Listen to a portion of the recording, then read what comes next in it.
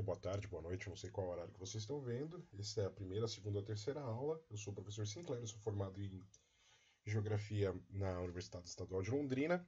E essa é a aula de Geografia do Brasil, né? Complementando os outros conteúdos. Eu vou falar um pouco sobre alguns fatos interessantes, alguns dados específicos que vocês precisam saber para se preparar para esse concurso, beleza?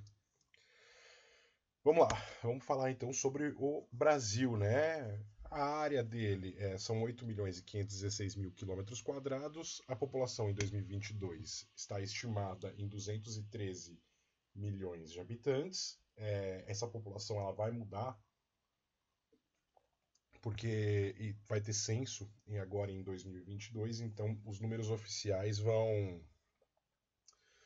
eles vão ser alterados.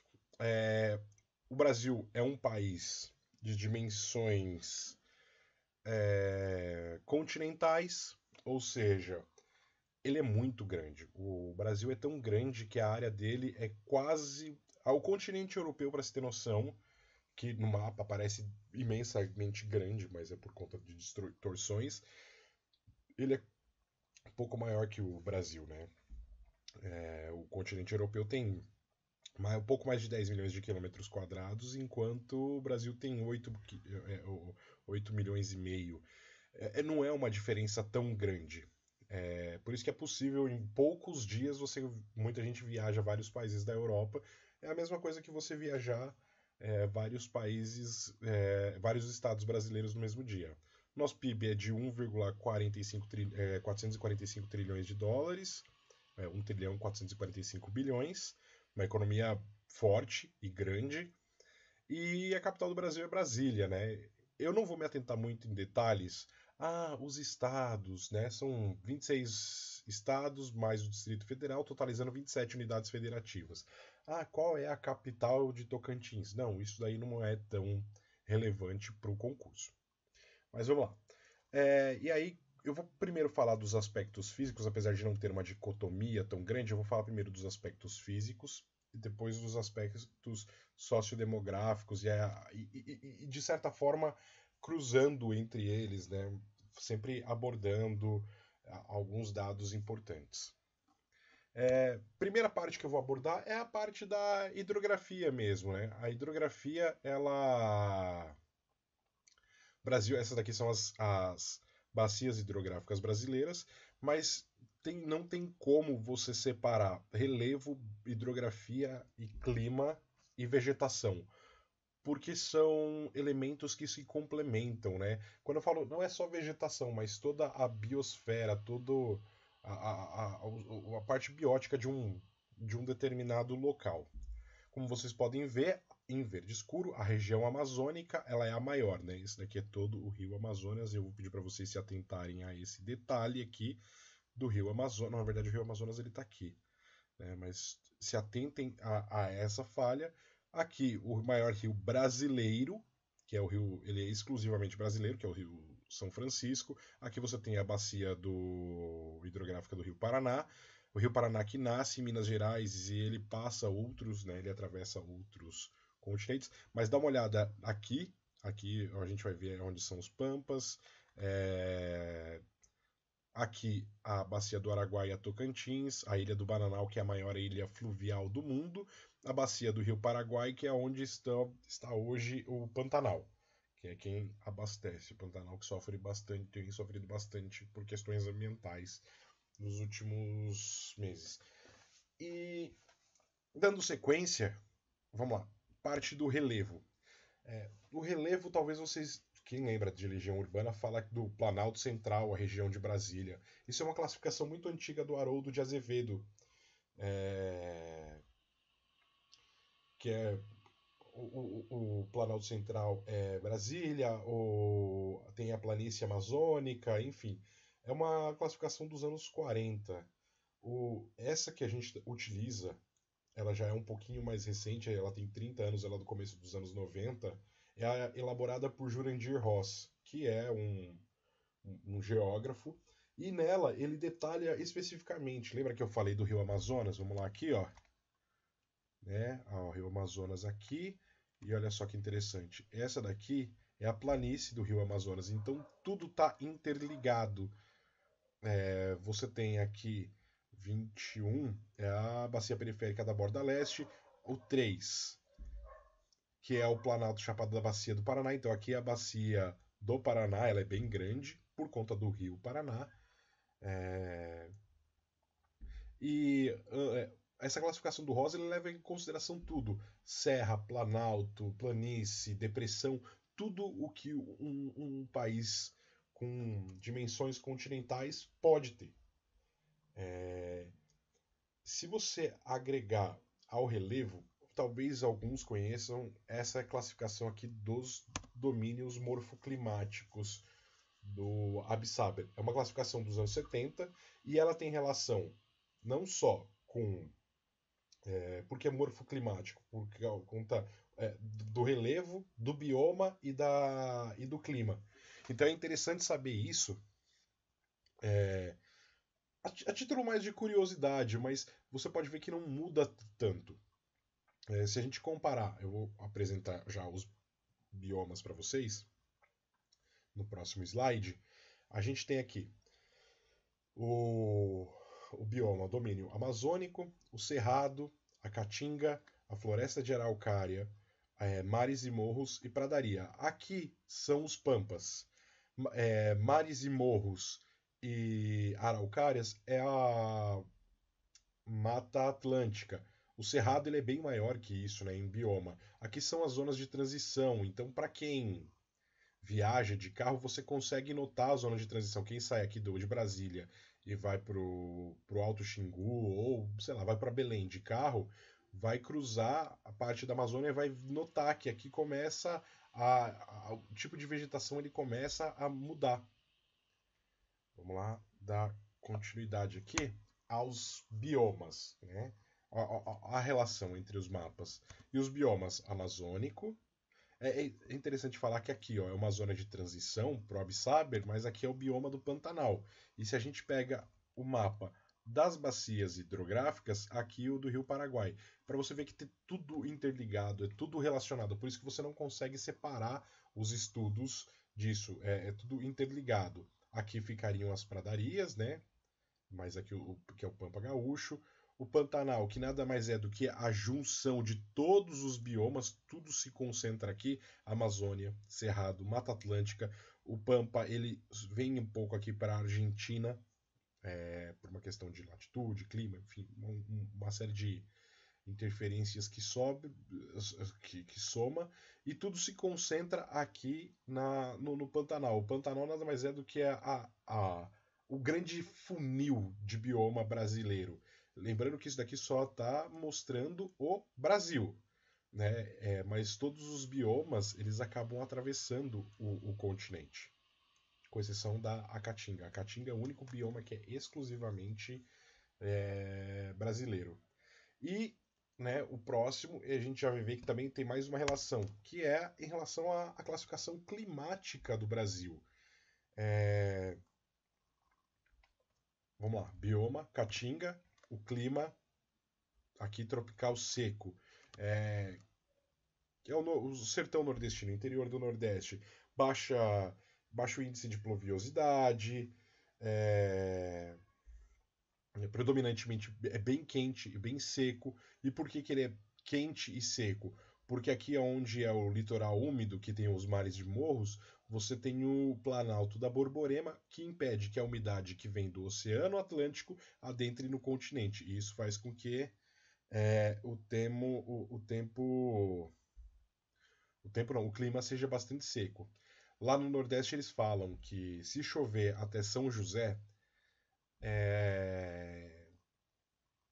o ano vai ser bom. Caso não chova até São José, é porque o mês, o ano vai ser ruim para a produção. E o que é São José? São José, por que é São José? São José é 19 de março a data. Dia 21 de março é a mudança de estação do verão para o outono. É por isso que tem essa proporcionalidade. Aqui você tem um clima equatorial, por conta, né, da região, e úmido, e ele é úmido por conta não só da umidade que vem aqui do oceano, mas também por conta da evapotranspiração da floresta. O clima subtropical úmido, que é a região, né, de São Paulo, sul do Mato Grosso do Sul, Paraná, e a região sul do Brasil, né? Ele tem mais umidade, tanto que o bioma de Mata Atlântica é aqui, não, litoral úmido por conta da umidade do Oceano Atlântico. Mas aqui são dois fatores que interferem. A umidade que vem do, do sul, né, do Polo Sul, do continente antártico, que vem e traz chuvas principalmente no verão, mas a umidade que vem da Amazônia, que vem no inverno. E eu já vou falar sobre isso. Aqui é o tropical seco. Aqui você tem. Eles chamam de tropical seco porque você tem duas estações bem definidas. Você tem um verão mais. Você tem, desculpa, uma estação mais seca e uma estação bastante chuvosa. Agora, o inverno deles é bem seco e o verão é um pouco mais chuvoso. E o cerrado ele é muito importante para a questão do abastecimento dos aquíferos que a gente tem. A gente tem aqui na região centro-sul o aquífero do Guarani e você tem o Alter Chão aqui na Amazônia. Então, da Amazônia não, mas o aquífero do Guarani, que é onde está concentrada a maior parte da população brasileira, por conta de solo, vegetação, é mais fácil da água penetrar aqui e fazer a recarga. E isso é um problema que a gente vem tendo nos últimos meses, por conta dos últimos meses, não, dos últimos anos, por conta da destruição do cerrado. Você tem a contaminação do lençol do aquífero por conta de uso de pesticidas ou agrotóxicos, enfim, depende do termo que você quiser usar, defensivos agrícolas. Isso daí tudo interferindo na qualidade e na saúde que a gente tem. Eu vou abordar mais sobre questões ambientais no finalzinho, mas é importante a gente saber sobre isso. Vamos lá. Quando eu falo aqui do clima subtropical úmido, parte da umidade que vem no continente, na região aqui sudeste e sul, é a umidade que vem da Amazônia, da evapotranspiração. Quando a gente faz uma comparação a nível mundial, na mesma latitude, você tem deserto na África, deserto na Austrália, no próprio continente sul-americano você tem o deserto do Atacama, que isso vai interferir. Mas por que que o Brasil é afortunado e nessa região é úmida, tem floresta e é inclusive onde está concentrada boa parte da população? Por conta dos rios voadores. Tentando explicar de uma maneira bem simples, tem a evaporação da água oceânica, você tem a evapotranspiração da floresta. Essa umidade ela deveria atravessar o continente e vir parar aqui no Oceano Pacífico. Só que você tem um impeditivo físico, que é a Cordilheira dos Andes. Então essa umidade ela não consegue transpor para o Oceano Pacífico. Logo, ela desce a latitude e vem parar aqui na região centro-sul, que é o que abastece os nossos as nossas bacias hidrográficas, os nossos corpos d'água, principalmente no inverno. Logo, você desmatando a Amazônia, você acaba diminuindo parte da evapotranspiração que vem. Eu não sei se vocês vão lembrar, em agosto de 2019 fizeram um dia da queimada na Amazônia. E o céu de São Paulo, na verdade aqui de todo o centro-sul, ficou escuro. Alguns lugares ficaram bem cinza, outros ficaram bem avermelhado, mas ficou uma nuvem de poeira extremamente alta. Mas é porque e aí você notava as manchas das imagens via satélite, que era oriundo da Amazônia. Então foi um dia de queimada tão intenso, em um dia e no dia seguinte já estava tudo. Foi em agosto de 2019. Já estava o tempo já tinha mudado. É bem interessante ver isso.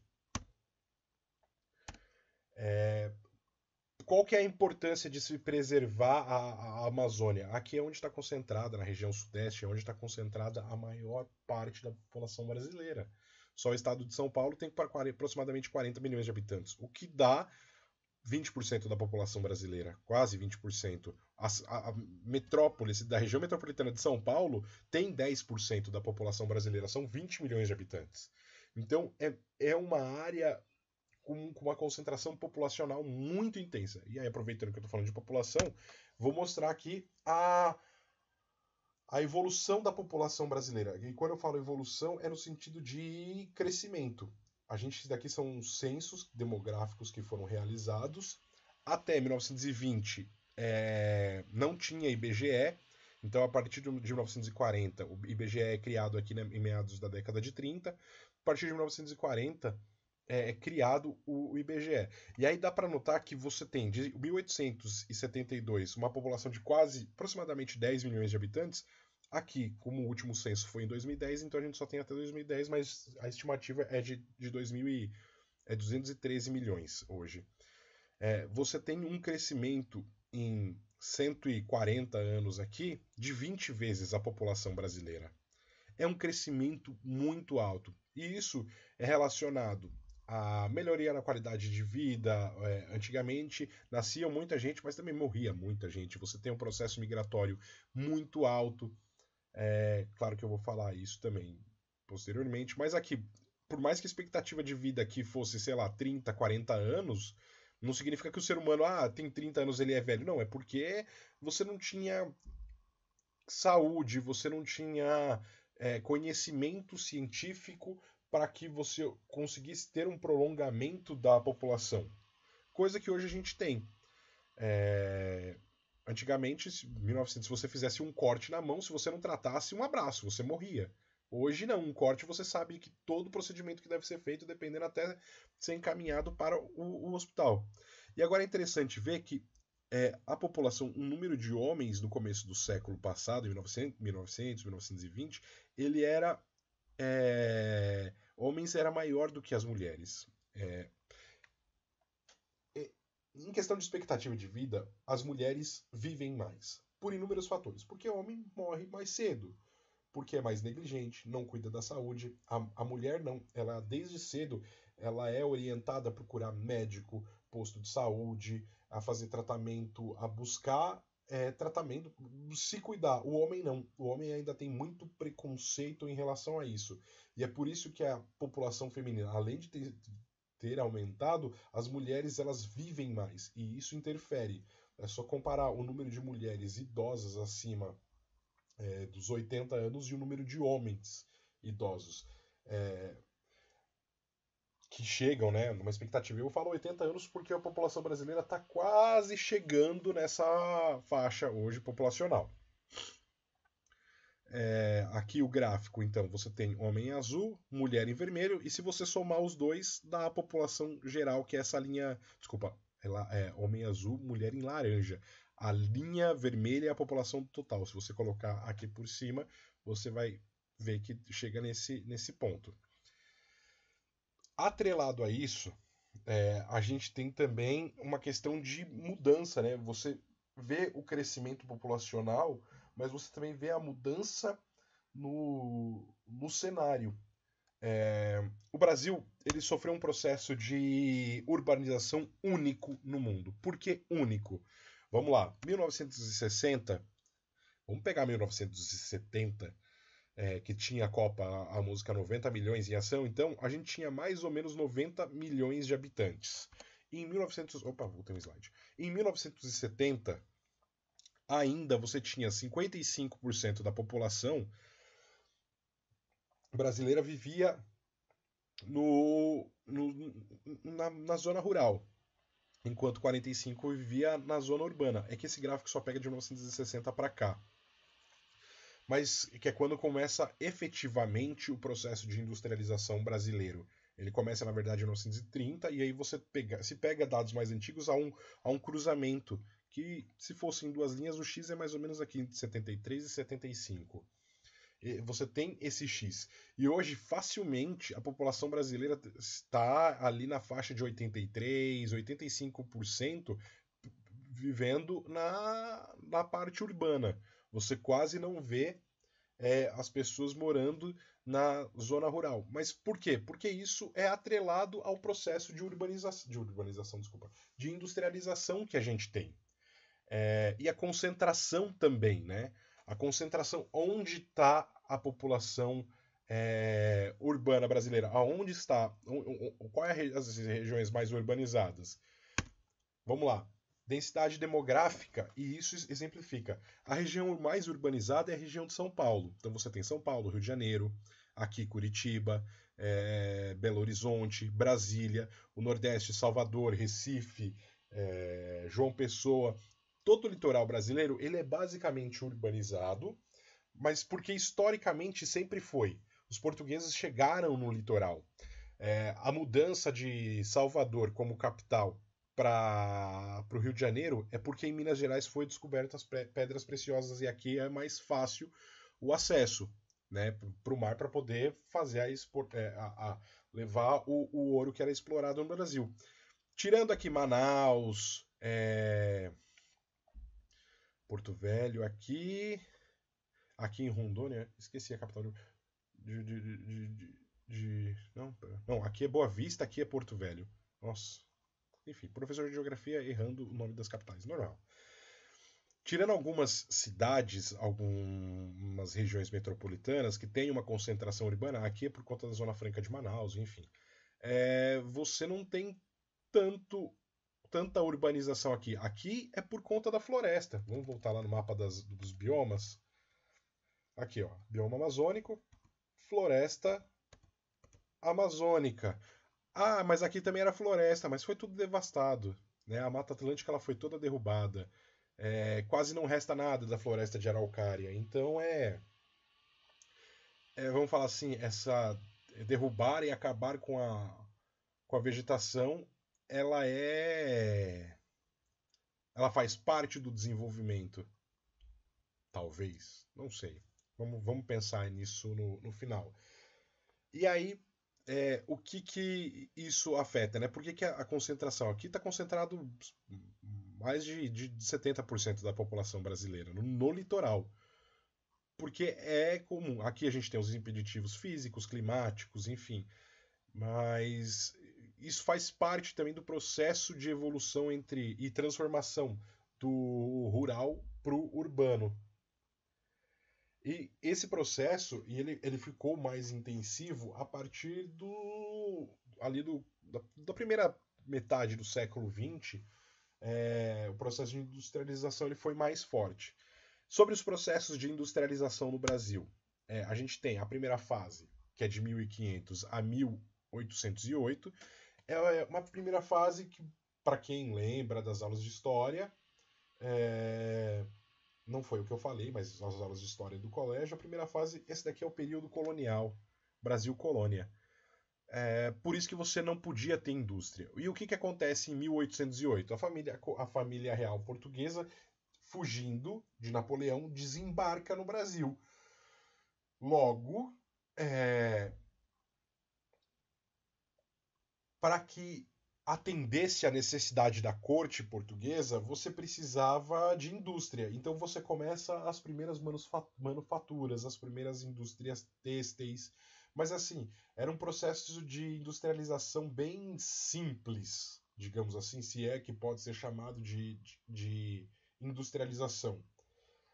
E essa segunda fase ela vai até 1929, que é quando tem a crise a quebra, desculpa, a crise econômica com a quebra da bolsa de valores. Nesse período, o café ele deixa de ser o elemento principal da economia brasileira e começa um processo de industrialização tardia. Para quem é de São Paulo, enfim, para quem vai lembrar, talvez lembre do Conde Matarazzo, que foi um grande industrial, mas você tinha os Guindy no Rio de Janeiro, Lord Farquhar,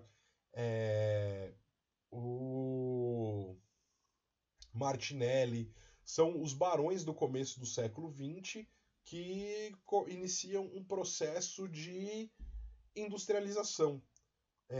E só que ela é uma industrialização basicamente nacional, né? Então, por isso que ela é uma terceira fase. Ela é tardia, porque na Inglaterra você tem a Revolução Industrial ali no século XVIII, 1750, 1760, 70. Nos Estados Unidos, a industrialização ela começa no século XIX.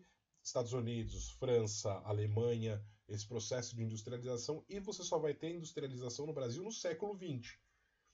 E industrialização de fato, como a gente conhece, é a partir da quarta fase, em 1956 e dura até os dias atuais. Por que 56? Quem assume o governo, na época, quem é eleito, é JK. E o JK, para quem viu o vídeo de história do Brasil, ele é responsável por trazer principalmente a indústria automobilística no país, a construção de rodovias, então a construção de Brasília. Isso faz com que dê aquela alavancada no processo industrial do Brasil. É aberto, então, de certa forma, a abertura para a entrada de capital estrangeiro, ou seja, as indústrias de fora do Brasil. Aqui nos anos 30 você tem a Era Vargas, então se tinha que ser, era um produto nacionalista, era voltado para o nacional. E aí, como todo processo de industrialização, você tem a necessidade de algo que movimente essa indústria. E o que movimenta a indústria é a energia. E qual que é a matriz energética brasileira? O Brasil ele é referência mundial em energia renovável, não só pela sua potencialidade de energia eólica, energia solar, de biomassa, maremotriz, que é a energia das marés. A hidrelétrica ela é e não é renovável, porque a partir do momento que você tem crises hídricas, que você tem falta de abastecimento, no abastecimento das águas de rios, você começa a ter você deixa de abastecer as represas que são responsáveis por gerar essa energia. E a gente tem uma imagem aqui da Itaipu, que é uma usina hidrelétrica binacional, já foi a maior do mundo, hoje é a terceira, tem uma na Nigéria e uma na China, só a título de curiosidade. Mas o Brasil é referência porque mais ou menos 45% da energia nacional que é consumida no Brasil, ela é através de energia renovável. A tendência é que com o passar do tempo isso vá aumentando. Para se ter noção, no mundo inteiro a energia renovável ela é responsável por produzir 15% da energia. Mas por quê? A energia não renovável entra petróleo, gás natural, a usina nuclear, são energias que não são renováveis. E o Brasil, por exemplo, a usina nuclear tem duas. O petróleo, apesar de ser um grande produtor, o Brasil ainda faz um consumo muito grande de gás natural, carvão, as termoelétricas, as usinas, aí é que está. A falta de abastecimento dos rios, das represas, das usinas hidrelétricas, faz com que seja necessário ativar as termoelétricas, que têm um custo de produção mais alto. Poderia ser feito investimento em energia eólica. Você tem alguns parques no Ceará, por exemplo. Você tem energia solar, o Brasil tem uma potencialidade gigantesca para isso, mas o espaço, você tem inúmeros outros fatores políticos que vão interferir. Nem toda a energia, por mais que ela seja renovável, ela é ambientalmente correta.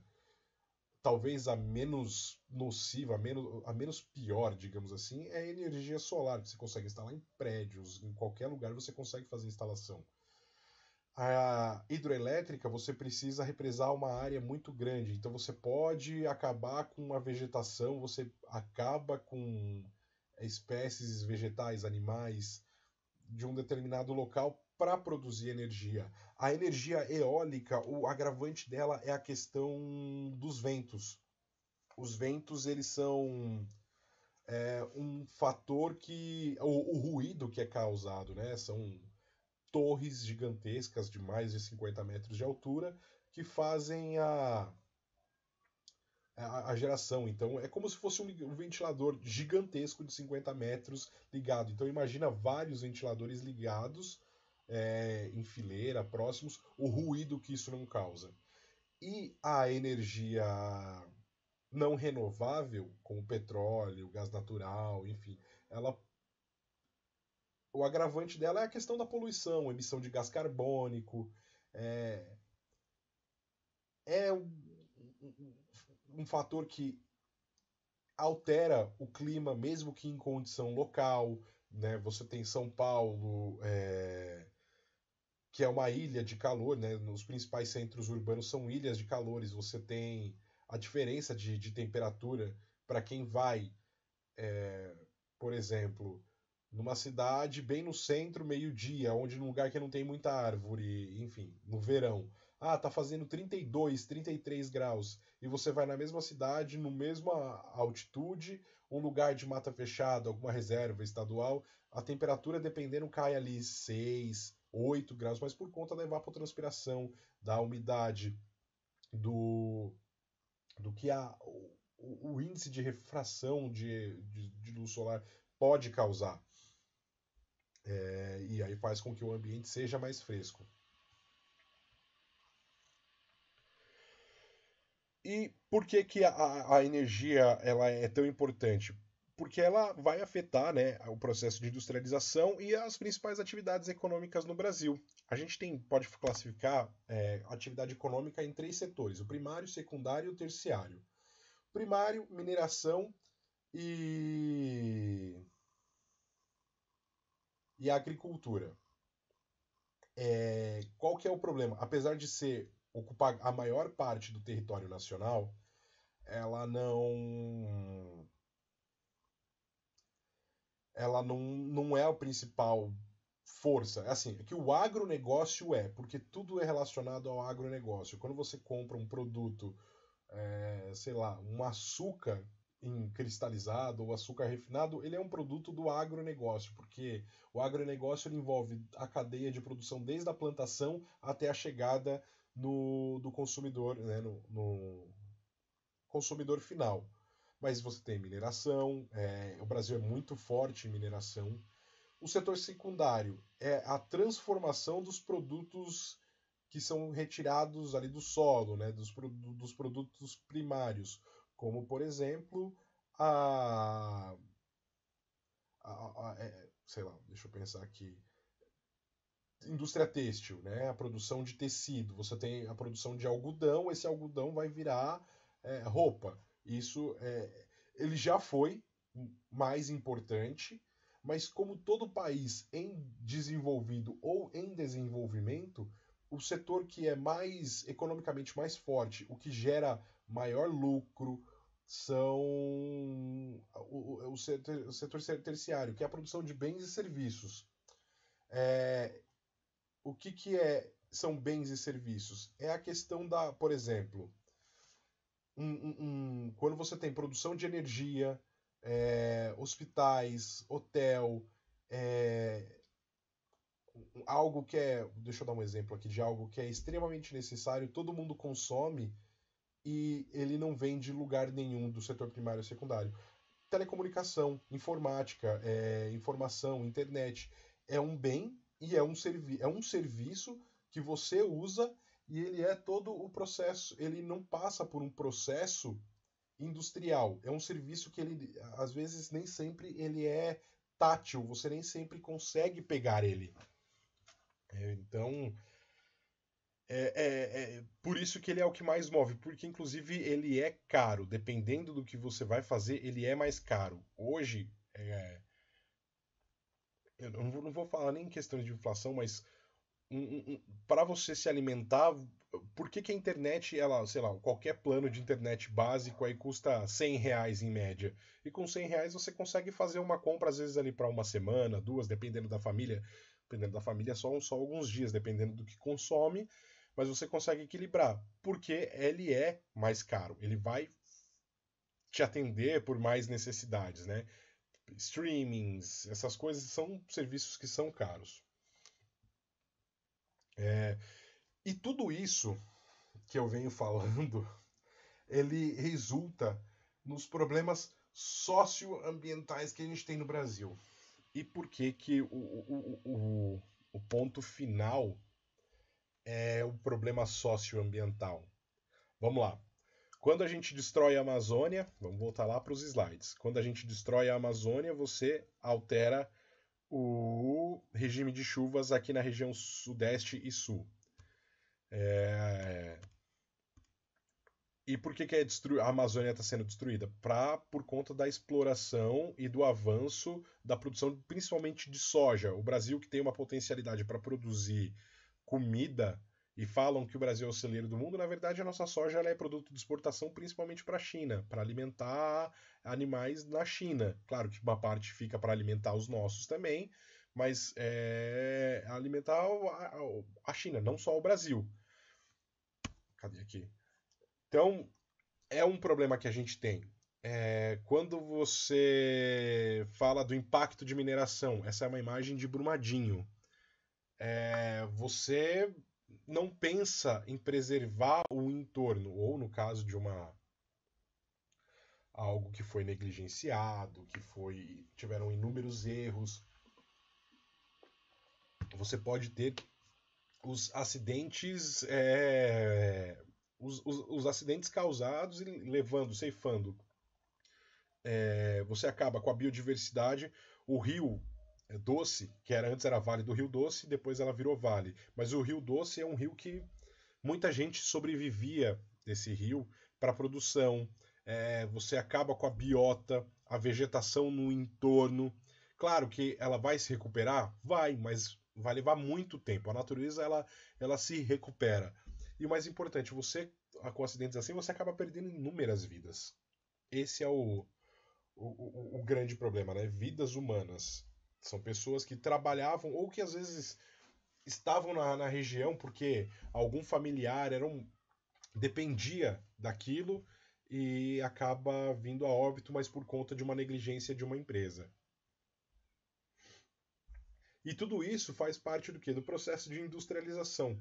Esse é outro problema socioambiental. Aqui, aparentemente, parece que eu estou falando só de problema ambiental e estou esquecendo o sócio, que é a parte humana.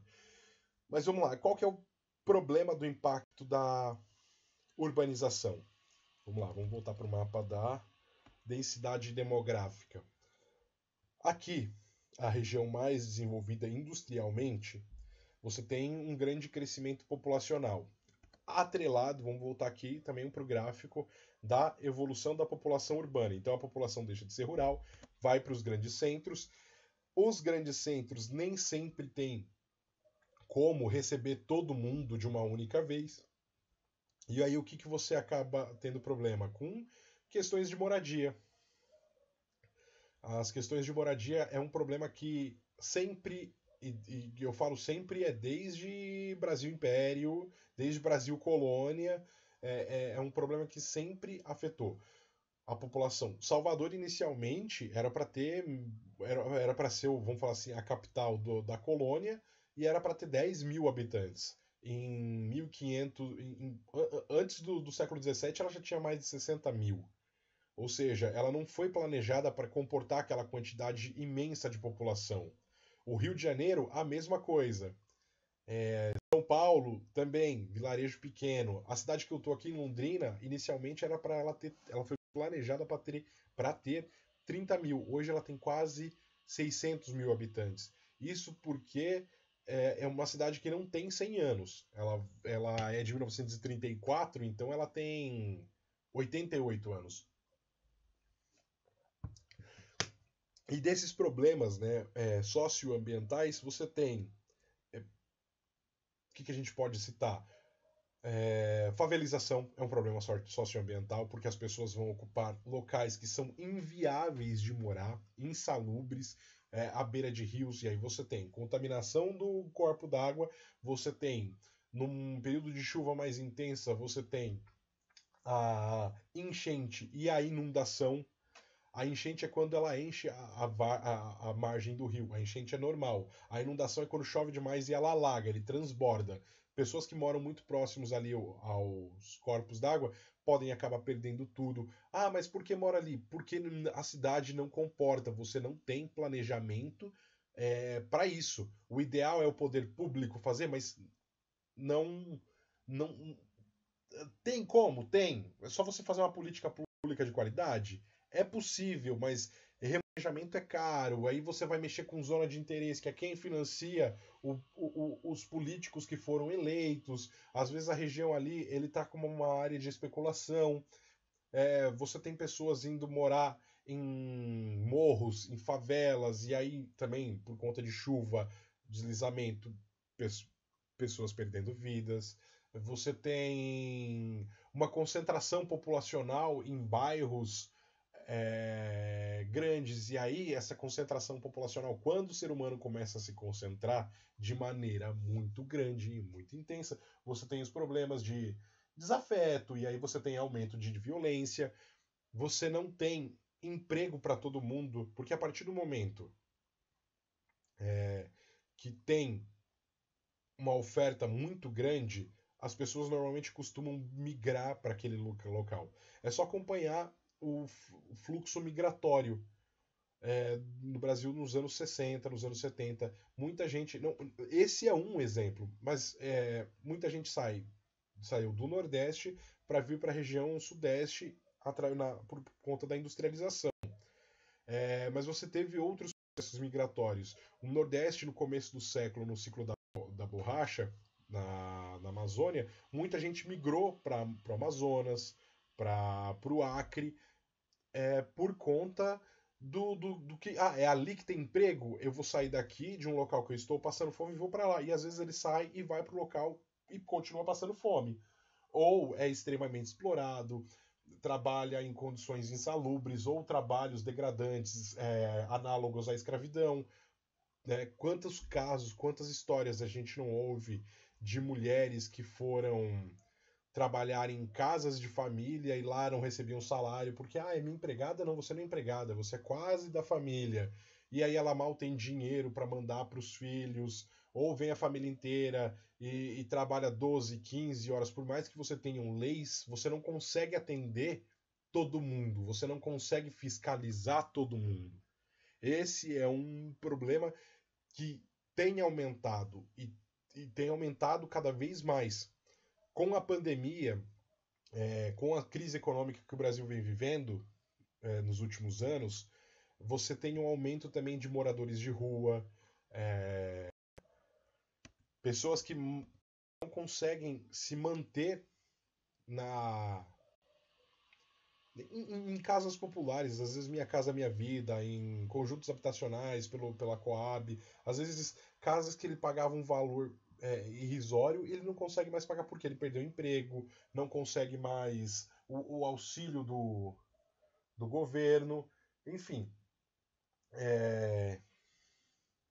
Isso tudo é problema que é acarretado por falta de planejamento, de estruturação, e tende a piorar, né? Porque você tem, com o processo de urbanização, você tem uma nova fase de emprego, cada vez mais empregos novos estão surgindo e às vezes as empresas elas usam brechas na lei para obter mais lucro. A gente tem casos, né? A gente pode falar da uberização do trabalhador, que é você pegar um trabalhador, uma pessoa, onde ele poderia fazer um serviço para complementar a renda, muitas vezes ele perde o emprego e fica naquilo e ele não tem o repasse necessário. E aí, com o aumento do combustível que a gente tem hoje, às vezes se torna inviável a pessoa pagar a prestação do carro, pagar a prestação da casa ou o aluguel, a alimentação. Então, você tem um aumento do subemprego.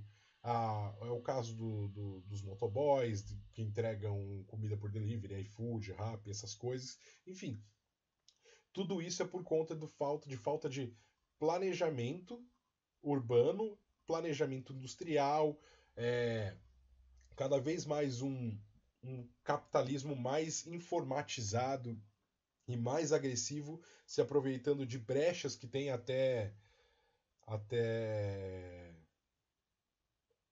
para justamente para obtenção de mais lucro. Então, eu recomendo ouvir, dar uma pesquisada sobre uberização de empregos, enfim, é bem interessante. E como isso se agravou na pandemia.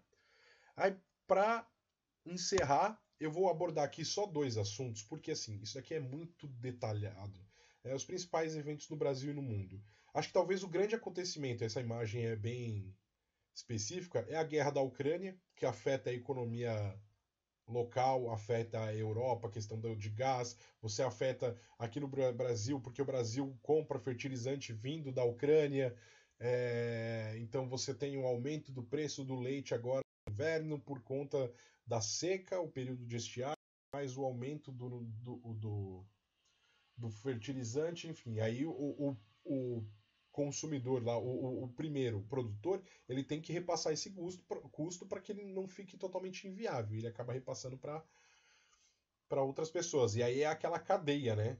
Quanto mais caro for, menos pessoas vão ter dinheiro para comprar. Isso vai gerar impacto no mercado. E aí o mercado não vende tanto, demite funcionário. Acaba virando uma bola de neve.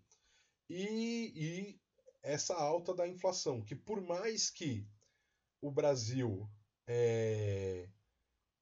não tenha. A gente está com aproximadamente 14 milhões de desempregados, né? É uma porcentagem bem alta. Você. E as pessoas fiquem sem comprar, mas não deveriam ficar mais barato porque as pessoas não estão comprando produtos no mercado? Essa inflação ela é puxada por outros motivos, pelo aumento no preço do combustível, pelo aumento no preço da produção. Então, se tem uma chuva muito forte, uma chuva mais fraca, se reduz a produção, o alimento fica mais caro. A gente viu isso em 2013, 2014, em relação a tomate. A gente viu em 2020, no começo da pandemia, o preço do arroz disparando. Mas aí foi porque o dólar sobe, o Brasil tinha uma produção de arroz, aí ele exporta o arroz porque o dólar subiu a 4,50. Aí você desabastece o mercado interno, falta, aí eu tenho que comprar arroz. Aí o dólar continua subindo, ao invés de 4,50 eu pago 5,50. E aí esse aumento faz crescer.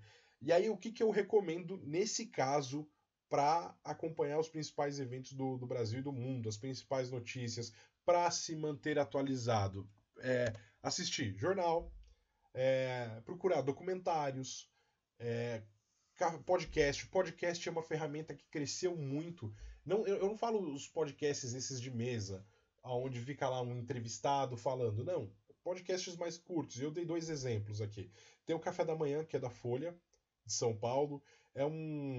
Ele todo dia, ele é diário, então ele tem ali mais ou menos de 20 a 30 minutos, e ele está bem atualizado com tudo que é realizado pelo governo, tanto nacional quanto internacional. Você teve recentemente a renúncia do primeiro-ministro britânico, o assassinato do primeiro-ministro japonês, a crise do Ministério da Educação aqui no Brasil, tudo isso eles abordam.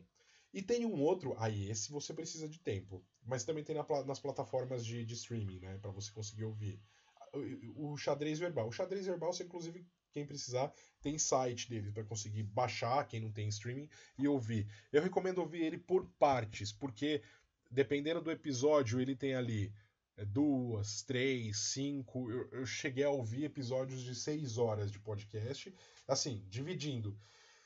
E ele é bem interessante, porque ele traz notícias internacionais. Então ele tem o bloco falando sobre o Oriente Médio, o bloco falando da economia da Ásia, da Europa.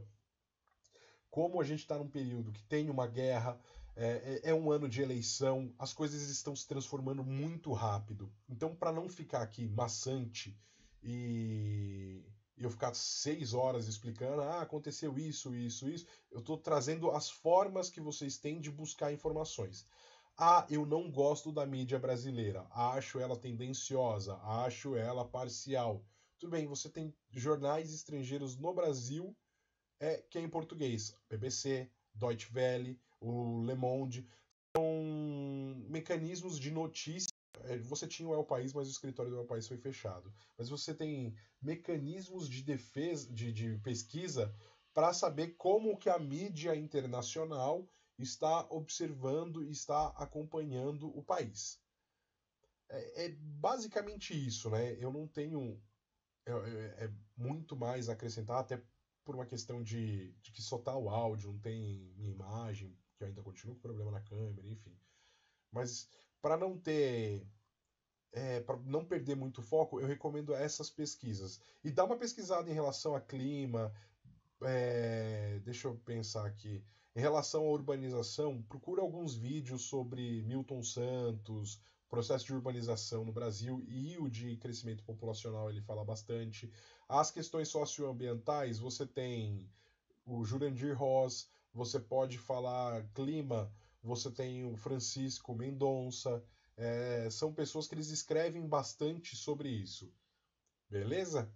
No demais é isso, eu espero que fiquem, primeiro eu desejo boa sorte a todos, fiquem todos bem, tranquilos na hora da prova e é isso. Qualquer informação, enfim, só dá uma pesquisadinha, vai ser bem fácil. Vocês vão se preparar legal para a prova, beleza?